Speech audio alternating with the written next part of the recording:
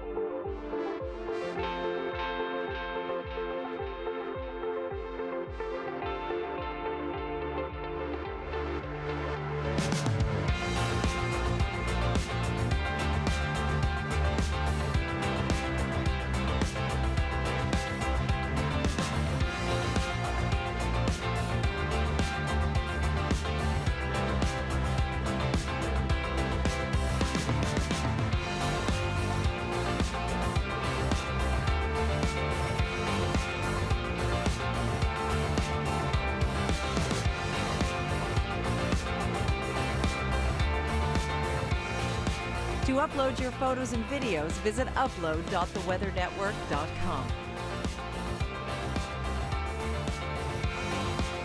This local forecast has been brought to you by Go RVing Canada. Just remember, your life is more than a to-do list. Go RVing Canada can help you live your wildhood.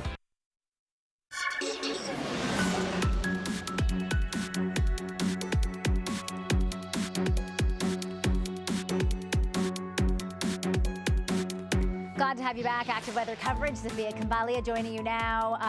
The recipe ingredients are all there, right? It has been hot across the country, record-breakingly hot, dry, unstable air mass, and a cold front that is slicing through a few different provinces, creating what we have seen on radar over the past few hours of multiple supercell storms, severe storms that are possible producing tornadoes, and in some cases have already had tornado warnings in Alberta and in Saskatchewan. We're watching severe storms in parts of southern Quebec as well. I'm going to go over all the potential for you, but just look at the country at a glance right now. You can tell where the heat is, you can tell where the available energy is, and look at the temperatures. Now, these are forecast temperatures, folks. 40s, forecast temperatures, feeling even warmer in some places. Of course, it's been dry, though, in the prairie, so humidex not a huge part of the picture, but in parts of Alberta today. So we were talking south and east of Calgary. We were talking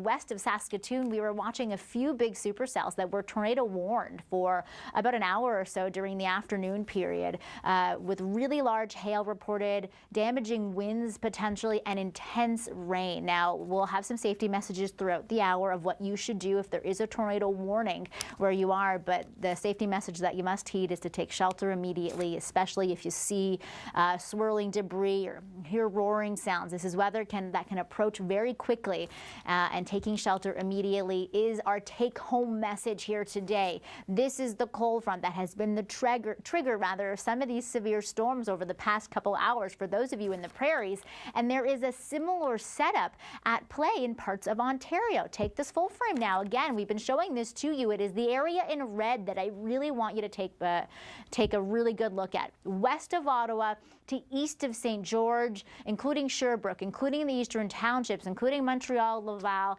and the nation's capital. The potential is there.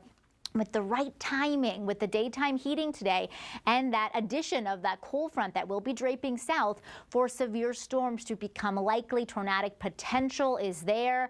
The area in that brown mustard color from the Nickel Belt to Quebec City, the potential is there as well for some damaging and severe storms. The energy, the oranges and the reds are in that area into eastern Ontario and into southern Quebec. You know you've had the dry heat into the humidex values. We'll be feeling into the high 30s and even the low 40s. Forecast temperatures as we head into Sunday. 33 in the city of Toronto. This is a long duration heat event. You will feel it in parts of Atlantic Canada as well.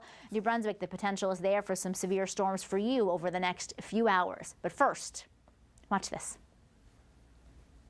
I know this is a little bit mesmerizing, watching a radar scan the environment for potential severe weather. Let's dive right in and look at a hypothetical situation, and I'm going to talk about some of the drawbacks using radar. So we've switched it over to velocity. Watch the scan come through right overhead.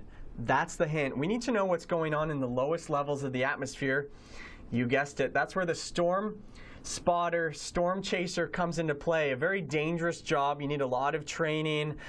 There's a lot at stake when you're tracking the lowest levels of the atmosphere. It can be incredibly dangerous, but that job is really paramount in helping meteorologists figure out what is going on. So I'm going to give you a little bit of a quiz here. Where do you think the radar beam's extent is in this storm? How low does it go? What are we uncovering? Well, the radar generally samples the highest parts of a storm. It shows that rotation aloft, but that storm spotter on the ground can relay really vital information to meteorologists and emergency management officials if a tornado situation, a tornado emergency, for example, is ongoing. So they're a vital part of the weather community. Really respect the storm spotter.